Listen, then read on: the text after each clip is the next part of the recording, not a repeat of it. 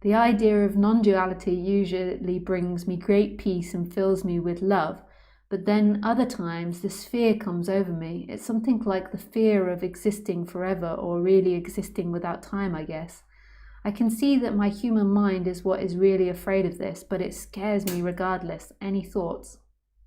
Hi, thanks Miana for your question. Yeah, it's just sensation. I know it feels very important, but it's simply sensation. So you could explore it and you could look at what your mind is afraid of and you could pull it apart, but then eventually it comes to the point where it's sensation appearing. So the story of the Buddha is he sat under the Buddha tree, the Bodhi tree, and Maya presented, so illusion presented itself in heaven and hell, and the Buddha sat still. And basically what I think that story means is that there wasn't attachment to any of the story.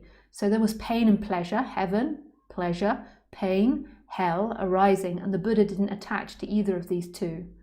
So it was like they came and went and there was no attachment to it. The Buddha means consciousness, means everything. The Buddha isn't the Buddha's name. Buddha nature means everything. It means God, it means the divine.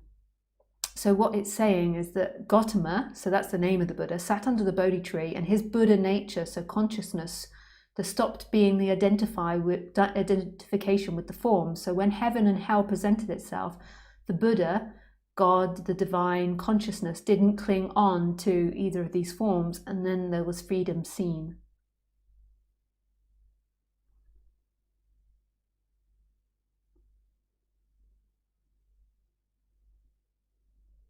Vous comprendre? That was a little bit complicated. You might need to re-watch that. And if English isn't your first language, maybe you need some subtitles. So yeah, I'll just see if anything else comes up. It was a bit of a complicated answer. And if you've got anything else you'd like to ask. But basically it's just love. Love's the answer. Well, with pleasure, Mina.